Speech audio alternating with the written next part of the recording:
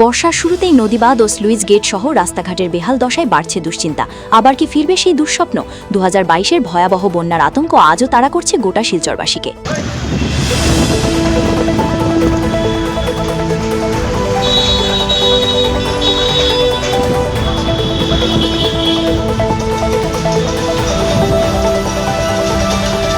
বর্ষা এলেই শিলচরের মানুষের মনে এক অদৃশ্য আতঙ্ক ফিরে আসে।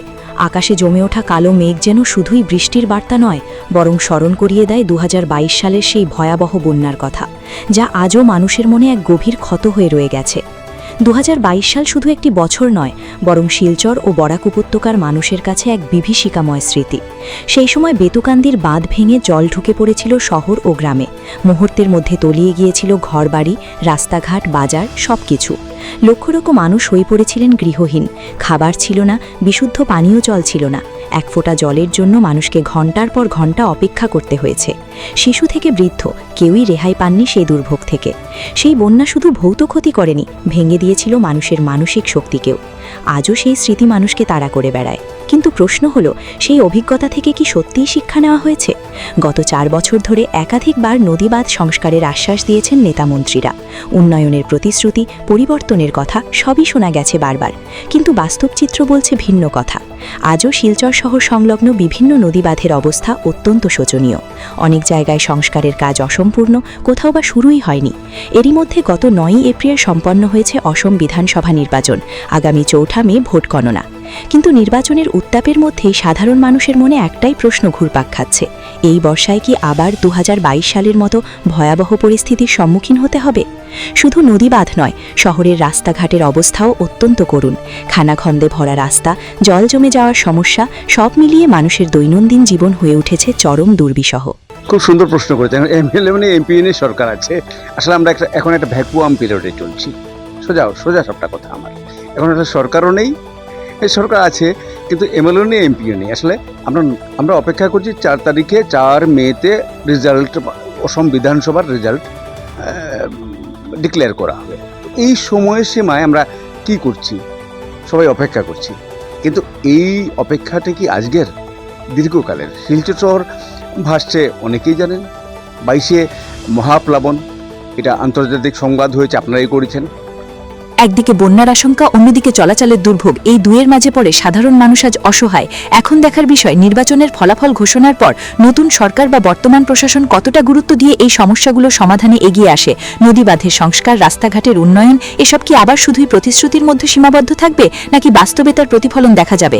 কারণ শিলচরের মানুষ আর কোনো আশ্বাস নয়, চায় বাস্তব পরিবর্তন। তারা আর 2022 সালের সেই দুঃস্বপ্নের পুনরাবৃত্তি দেখতে চায় না। বর্ষা শুরু হয়েছে, সময় কিন্তু খুব বেশি নেই। এখনই কার্যকর পদক্ষেপ না নিলে ইতিহাস হয়তো আবার নিজেকে পুনরাবৃত্তি করবে, আর তখন প্রশ্ন থাকবে না, থাকবে শুধু আফসোস। ব্যুরো রিপোর্ট, ঈশান বাংলা নিউজ, শিলচর।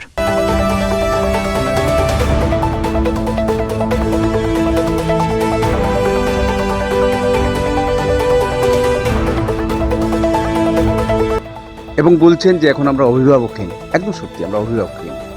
আসলে এবার যদি বলি, অভিভাবক যুক্ত আমরা কবে ছিলাম, কবে আছি? এটা কি সমস্যা আজকের? এই যে আমরা ফুটপাত দিয়ে হাঁটতে পারছি না, ফুটপাতের উপর দিয়ে জল উঠছে। আপনি প্রশ্ন করলেন মেডিকেলের রাস্তায় জল। আমি আজকে 2 বার যেতে হয়েছে আমার, এটা নিজস্ব একটা কাজে, একজন রোগী দেখতে আর কি, একদম মানে নিজের আত্মীয়কে। রাস্তায় জল, ভাঙা চোরা রাস্তা দিয়ে চলতে চলতে এমন অবস্থা হয়েছে, ব্যক্তিগতভাবে আমি অসুস্থ, সেটা অন্য কথা, এটা মানে হাড়জনিত। তো শুধু মেডিকেল, আপনি শহর একটু ঘুরে দেখুন না, কোথায় জল নেই, কোথায় রাস্তা ভালো হয়ে গেছে, একদম সোনার শিলচর হয়ে গেছে।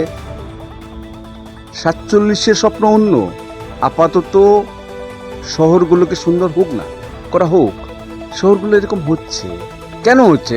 একদিকে উন্নয়ন অপরিকল্পিত, উন্নয়ন হোক, বিকাশ হোক, কিন্তু বিকাশের চিৎকার নয়, বিকাশের চিৎকৃত শব্দ প্রয়োগ নয়। উন্নয়ন চাই, উন্নয়নটা চাই। ফুটপাতে হাঁটতে গিয়ে মানুষ ডুবে মরুক, সেটা উন্নয়ন নয়। শহর শিলচর আজকে এত ভয়ানক জায়গায় পৌঁছচ্ছে, আজকের যেগুলো ফুটপাত, কালকে সেগুলো মৃত্যুর কারখানা হবে। আমি একদম সাধারণ নাগরিক হয়ে বলছি, দেখবেন। কারণ শহরে জল জমা হচ্ছে বিভিন্ন জায়গায়, অপরিকল্পিত একটা শহরে অপরিকল্পিতভাবে নালা নর্দমা হচ্ছে, ফুটপাত হচ্ছে। ফুটপাতে আপনি হাঁটবেন, দেবেন কী জেনে বসানো হয়, এগুলো একবার বসে পা দেবেন, ডুবলাম কি, এরকম ভাবতে হয়। সেটা কি উন্নয়ন?